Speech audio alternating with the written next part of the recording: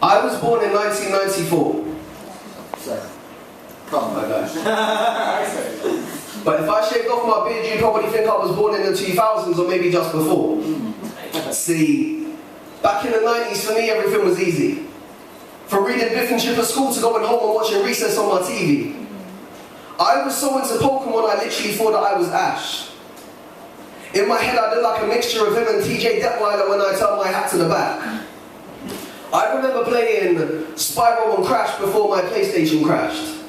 You remember that moment when the symbol came up, it hadn't actually frozen, when your hardest decision is which starter Pokemon you should have chosen? Charmander. I always went with the fire type, whether it was Charmander or Cyndaquil, whatever ones came after, but after the first couple generations I kind of lost the hype. Until they brought out Pokemon Go, where in the first month that came out I used up more data than words I have spoken word shows. I remember watching Hey Arnold and Art Attack. Most of these things you probably find in the 90s baby starter pack, from Beyblades and Crazy Bones. Wanting to own your own treehouse for having walkie-talkie radios, like going out for bike rides and having jumpers as goalpost, those shoes with the wheels and the heels. Heelys, I never had them but wish that I owned those. Where the hell is Wally? I haven't seen him since going food shopping with my parents and sneaking turkey Twizzlers in the trolley.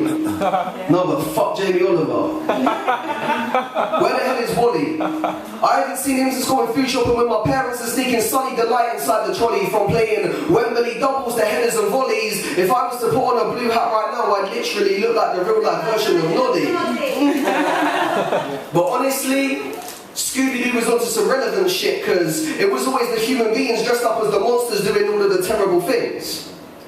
If they were to make a new episode today, I could most definitely say Jinkies, because under the mask you find Donald Trump saying I would have got away with it too if it went for that dumb dog and those meddling kids. I ain't telling no fibs. That So Raven and Lizzie McGuire was really my shit. But more so I felt for Gordo, because that guy was in the friend zone before we even knew what that is. Sorry, knew what that was. Now because I'm doing poetry, I gotta try and be a bit more grammatically correct, unlike them when I say stuff like BRB or SOS I, G2G, cause I got to go and update my top friends on Bebo. There is no point in me playing GTA anymore, as I have just lost all of the cheat codes. See, no one really uses MSN anymore, but this girl just told me I'm a hotmail. Hey. And now because I got a different outlook on life, if she wants to come and stay, we don't have to top tail. Take me back to when I could still pay 10p for a Freddo. When the worst possible pain I could ever feel is walking around my house barefoot and accidentally treading on some Lego. I used to bang out Busted and S Club 7 so much like I was in some European rave dancing to techno, but maybe I was just reaching for the stars from the get-go, because I would have these glow-in-the-dark stars on my ceiling and I look up at them every night before I drift off. My taste in music literally goes from a grime song to a Disney song, from hip-hop to slip-hop to reggae. I remember playing Mario 64 to Ocarina of Time and Super Smash Bros. Melee. To me, Ronaldinho was always just that guy. He was like getting to the end of a level on a Mario Game Boy game and thinking, how did he set the bar that high? That's right. I'm talking back when we used to watch VCR before we had DVDs. Back when they had Dick and Dom in the Bungalow on BBC. Now if you were to look up Dick and Dom in the Bungalow BBC, please be careful the results that come up in your HTTP. I remember buying my first CD from HMV to watching hours of DBZ up on my TV screen. Please don't scream. That's what my mom would say to me and my friends when we were saying who could shout out bogeys the loudest. I don't think I remember a more epic moment of Vegeta saying it's over 9,000. Bro, I was the proudest.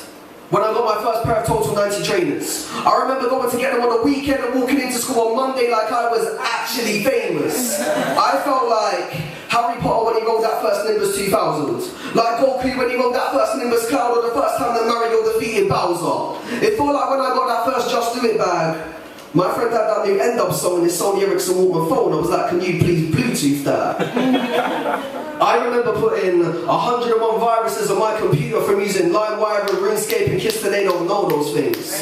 I know you felt so cool when you set your BBM status to Slee Don't Ping. I feel sorry for Stacy because all we ever did was sing that song about her mother. I remember the last couple minutes on the last day of term before that amazing 6 weeks of summer. All of these things will stay with me probably forever. back in the 90s and the early 2000s when things were just that little bit better. Thank you very much for having me.